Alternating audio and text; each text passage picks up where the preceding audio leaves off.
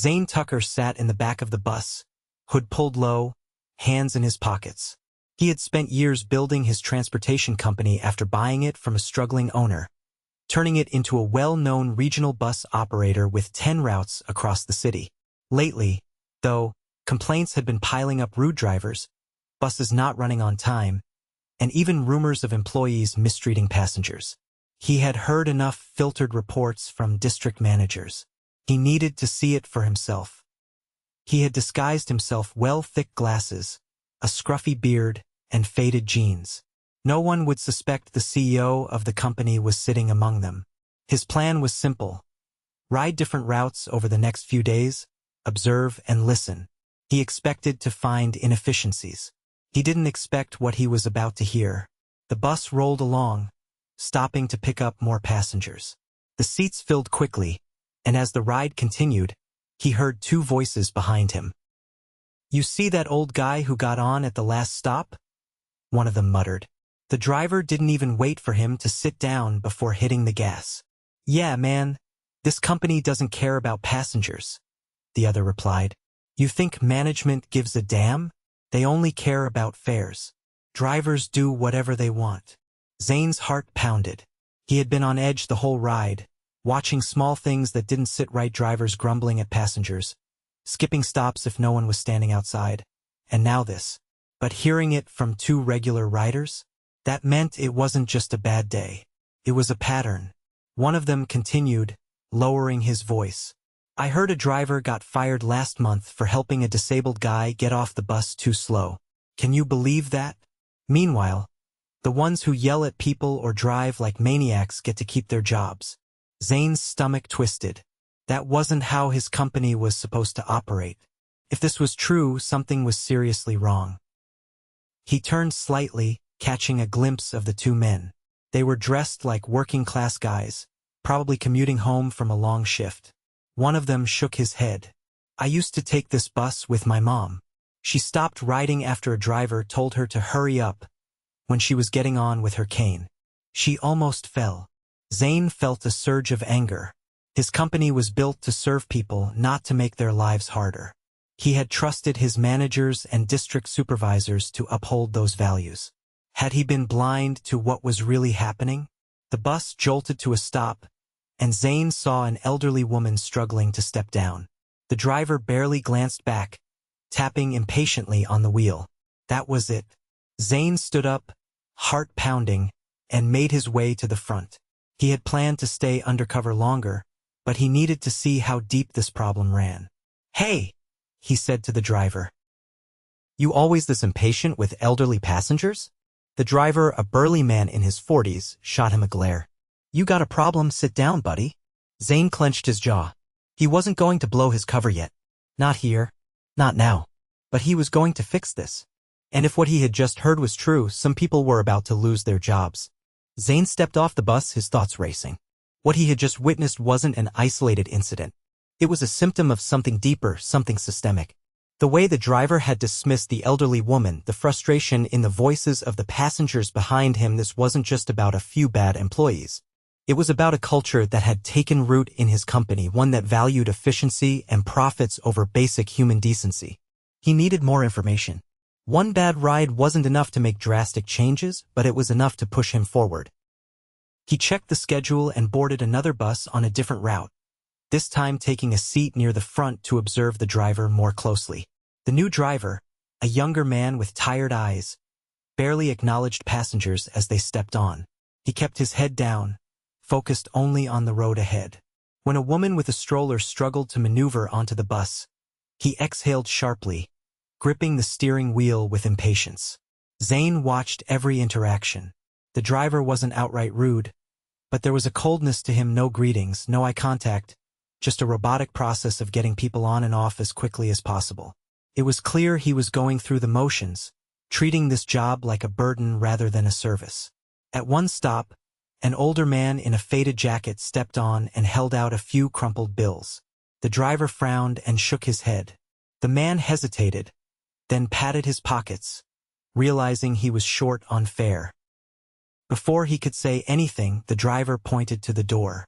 "Can't ride if you don't have enough," he said flatly. The older man's shoulders slumped. He turned slowly, stepping off the bus with obvious embarrassment. Zane felt something tighten in his chest.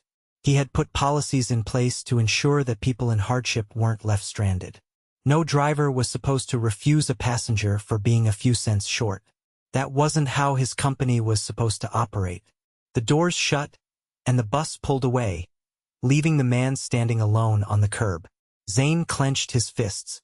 He had built this company with the belief that public transportation was about more than just moving people, it was about serving the community. Somewhere along the way that had been lost.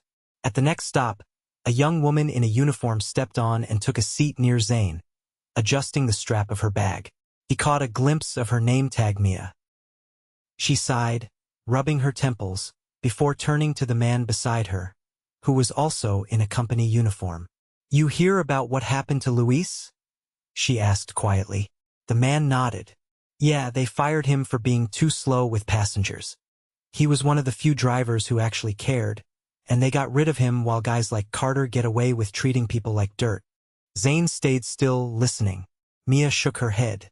"Luis used to help people off the bus, even when it meant running a little behind. He told me once that he didn't care if it made the schedule tighter, people came first. And now he's gone." The man exhaled sharply. "They want speed. That's all management cares about. You're either fast or you're out." Zane's stomach twisted. He had always prioritized efficiency, but not at the cost of compassion. If his managers were punishing employees for helping passengers, then his company's values had been completely warped.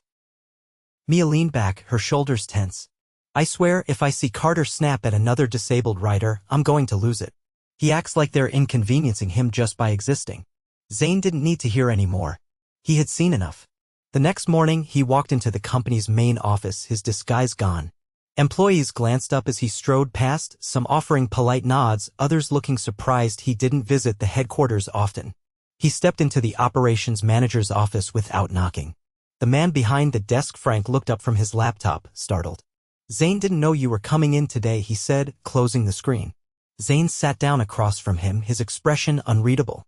"I need to know why one of our best drivers was fired for helping passengers," he said evenly. Frank blinked. Luis? That wasn't about that. He was let go because he wasn't meeting the efficiency targets."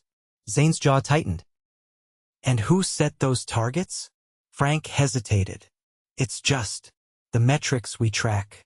On-time performance, route completion rates. And where in those metrics does it say to punish employees for treating passengers with respect?" Zane cut in. Frank shifted in his chair. "It's not like that. We just need to keep things running smoothly. If drivers take too long, it throws off the whole system." Zane leaned forward. "I rode our buses yesterday. I saw drivers ignoring struggling passengers. I saw one refuse an elderly man because he was short on fare. I heard employees talking about how management only cares about speed, not people." Frank's face paled slightly. "Zane, we have to balance efficiency with service. If we're too slow, we lose money. We lose more when people stop trusting us." Zane interrupted. "When they feel like they're not welcome." "I built this company to serve the community, not to squeeze every second out of our employees at the cost of basic decency." Frank exhaled, rubbing his forehead. "Look, I'll talk to the supervisors. Maybe we can adjust some policies." "No," Zane said firmly. "We're not adjusting. We're overhauling. Effective immediately, fair flexibility is reinstated. No one gets left behind for being a few cents short. Drivers will be retrained on passenger assistance. And I want a full review of terminations over the last year." Frank nodded slowly, realizing there was no arguing. Zane stood. "One more thing. Carter. I want him off the road immediately." Frank hesitated. "Aye." Zane's gaze hardened. "I heard what he's been doing. If even half of it is true, he's not fit to drive for us." Frank swallowed, then nodded. "Understood." Zane turned and walked out. He had seen enough. Now things were going to change. Zane wasted no time. The moment he stepped out of the operations office, he headed straight to the driver dispatch area. The room buzzed with quiet conversation as drivers prepared for their shifts, checking schedules and grabbing radios. Some glanced up as he entered, their expressions shifting from indifference to curiosity. It wasn't common for the owner to show up unannounced. A supervisor, a wiry man with graying hair, noticed him and hurried over. His name was Dean, someone Zane had trusted to oversee route operations. "Didn't expect to see you here," Dean said, adjusting his clipboard. "I'm here to make some changes," Zane said. "Where's Carter?" Dean's lips pressed into a thin line. "He's on Route 6 today. Just left the depot about 15 minutes ago." Zane didn't waste time explaining. He pulled out his phone, dialing the control center. A dispatcher answered, and within seconds, Carter was being called back in. As they waited, Zane scanned the drivers in the room. Some were catching up with each other, others checking their routes, but a few were watching him carefully, as if sensing something big was happening. Then, Mia walked in, still in uniform from her last shift. She stopped abruptly when she saw him, her brow furrowing. "You're the guy from the bus," she said. Zane nodded. "I was listening." Her posture stiffened slightly, as if preparing for some kind of reprimand. Instead, he gestured for her to follow him into a quieter hallway. "You said Luis was fired for being too slow with passengers," Zane said. "Tell me everything you know." Mia hesitated, glancing around as if checking to make sure no one was listening. "I don't know all the details, but I know he got written up a few times before they let him go. The warnings were always about staying on schedule, but it was because he actually took time to help people. He'd wait if someone needed extra time getting off, help elderly riders with bags. He wasn't lazy, he just cared." Zane's jaw tightened. "And Carter," Mia scoffed. "He's the opposite. Acts like people are an inconvenience. I've seen him refuse to kneel the bus for someone who needed it. Complaints were filed, but nothing happened." Zane nodded. He had heard enough. A few minutes later, Carter walked into the dispatch area, his expression neutral but his stance stiff. He was a stocky man with a shaved head, his uniform slightly wrinkled. His eyes settled on Zane, and a flicker of realization crossed his face. "You wanted to see me?" Carter asked. Zane folded his arms. "I rode your bus yesterday." Carter's expression barely changed, but his shoulders tensed. "That's so? I saw how you treated passengers," Zane said. "I saw you tap the wheel impatiently while an elderly woman struggled to step off. I heard what other employees have said about you, how you treat certain riders like an inconvenience." Carter's jaw tightened. "I do my job. I keep my route on time. At the expense of basic decency?" Zane said. "This company was built to serve the community, not to rush through it like people are obstacles." Carter glanced at Dean, then back at Zane. "Look, I don't have time to babysit passengers. If I wait for every slow-moving person, I'll be late on every stop." Zane's voice was cold. "So you'd rather let someone struggle, or worse, leave them behind?" Carter exhaled sharply, clearly frustrated. "I follow the rules I was given." Zane nodded. "Then here's a new rule. You're done here." Carter blinked. "What?" "You're no longer a driver for this company," Zane said. "I won't have someone with that mindset representing us." Carter's nostrils flared. "Are you serious? Over a couple of complaints?" "This isn't about complaints," Zane said. "It's about the fact that you don't see the people who ride our buses as human beings. That's not who we are." For a moment, Carter looked like he wanted to argue, but the weight of the moment settled in. He shook his head in disbelief, muttered something under his breath, and turned to leave. As he walked out, a quiet tension filled the room. Some of the drivers looked at each other, exchanging glances. Mia, still standing nearby, exhaled slowly as if she had been holding her breath. Zane turned to Dean. "I want every driver retrained on passenger care. And I want Luis's termination reviewed immediately. If he was fired for helping people, we need to fix that." Dean nodded, looking more serious than before. "Understood." Zane turned back to the drivers in the room. "This company is about serving people. If anyone thinks otherwise, they don't belong here." The room was silent for a moment. Then, slowly, Mia nodded. Zane had come undercover to see the truth. Now he was making sure it would never be ignored again. Zane walked straight from the dispatch area to his office, his mind already racing ahead. Removing Carter was only the beginning. There were deeper problems here, ones that a single firing wouldn't fix. His company had drifted from the values he built it on, and that meant leadership had failed.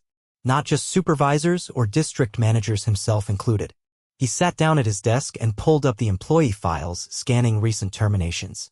Luis's name was right there, flagged for multiple efficiency violations. He clicked through the reports, his frustration growing. Everything Mia had said was true. Luis had been written up consistently for delays, but every note indicated the same reason: helping passengers. There was nothing about misconduct, nothing about poor work ethic.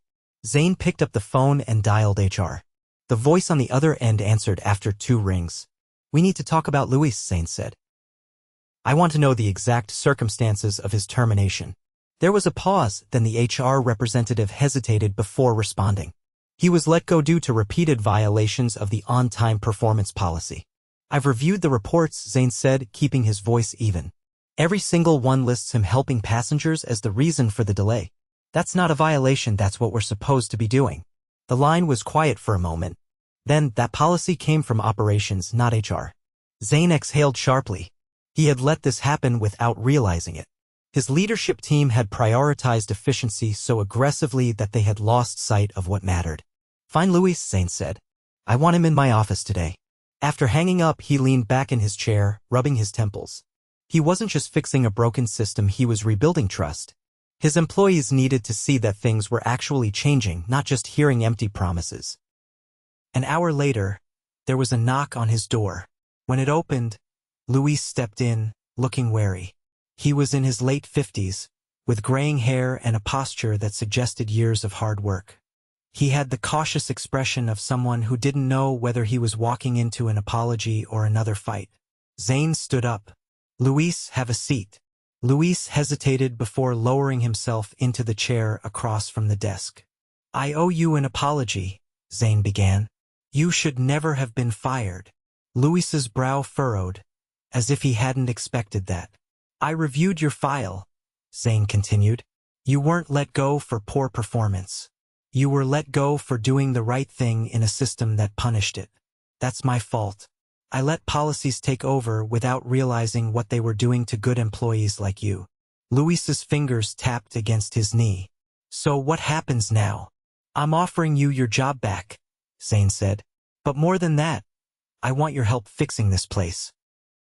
Drivers who care about passengers shouldn't be afraid of losing their jobs. "We need to change how we operate, and I want you to be part of that." Luis studied him for a long moment. Then, slowly, he nodded. "I don't care about titles or meetings. I just want to do my job the right way." "That's exactly why I need you," Zane said. By the time Luis left the office, news of the conversation had already started circulating. Word spread fast in a company like this, and Zane wanted that. Employees needed to see that real changes were happening. Over the next week, training sessions were rolled out focusing on passenger service and ethical decision-making. Supervisors received direct coaching on balancing efficiency with care. Most importantly, drivers were told explicitly that their jobs depended not just on keeping schedules, but on how they treated the people they served. Some employees resisted, but Zane expected that. Change was hard. But the ones who had been frustrated by the previous system, the MIAs, the Luis, were visibly relieved. It wasn't just about policy shifts. It was about restoring pride in the work. One morning, Zane rode the bus again. No disguise this time. He sat near the front, watching everything. This time, when a woman with a stroller struggled to get on, the driver immediately stepped out of his seat to help. Zane met his eyes as he returned to his seat. The driver nodded slightly. It was a small moment, but it was the beginning of something better. Zane sat in his office, staring at the reports in front of him. The numbers were shifting. Passenger complaints had decreased in the last 2 weeks, and driver compliance with the new policies was improving. But numbers weren't enough. He needed to see the changes firsthand. By the end of the day, he was back on the streets, boarding another bus, this time as himself. No disguise. No secrecy. He wanted to experience the service as an ordinary passenger, but he also wanted the employees to know he was watching. As he stepped onto the bus, the driver glanced up, then straightened in his seat. There was hesitation in his posture, as if he wasn't sure how to act now that the owner of the company was standing right in front of him. Zane paid his fare, then moved toward the middle of the bus, taking a seat by the window. The ride was steady, smoother than what he had experienced before. The driver made full stops, waited for passengers to sit before pulling away, and even acknowledged people as they boarded. It wasn't forced either. It was natural, the way it should have been all along. At the next stop, a mother with 2 young children stepped on. She fumbled with her bag, trying to find the fare while keeping a hold on her youngest, who was barely 5 years old. The driver didn't rush her. He simply waited patient. When she finally handed over the money, she let out a relieved breath. Zane caught the way the driver gave her a small nod before focusing on the road again. The atmosphere on the bus was different now. People weren't just being transported. They were being considered. A few stops later, an older man with a cane boarded. The driver immediately lowered the bus, giving him an easier step up. Zane watched as the man moved carefully, gripping the railing, taking his time. No one rushed him. No one sighed in irritation. This was what public transportation was supposed to be. When the ride ended, Zane stepped off and walked a few blocks to meet with Mia and Luis. They were waiting for him outside a small diner, both still in uniform. Luis looked more at ease now, no longer carrying the weight of unfair dismissal. Mia had an energy to her, as if she had been waiting for this meeting all day. Inside, they took a booth near the window, ordering coffee. Zane didn't waste time with small talk. He turned to Luis first. "What have you noticed since coming back?" Luis leaned back slightly, thinking. Drivers are trying. Some are adjusting better than others, but the biggest difference is that they know you're watching now. That changes things. Zane nodded. And the ones who aren't adjusting? Luis sighed. Some old habits die hard. There are still a few who think this will all blow over, that things will go back to how they were. Zane had expected that. Change wasn't instant. It had to be reinforced. Mia leaned forward. Honestly, the biggest shift isn't just the drivers. The passengers are noticing. They talk about it. They feel like they matter again. That mattered more than any report. Zane drummed his fingers against the table. I want to keep this momentum. We're making progress, but I don't want it to slip back. Luis nodded. Then you need to keep reinforcing it. Not just policies. Culture. Mia added, and consequences. The ones who refuse to change can't stay. Zane agreed. He had removed Carter, but there were still others resisting. He had to make it clear that there was no going back.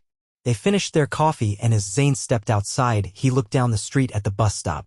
A group of passengers waited, chatting, relaxed. The tension he had seen before wasn't there anymore. He had started this journey undercover, trying to understand what was broken. Now he knew exactly what had to be done. And he wasn't letting up.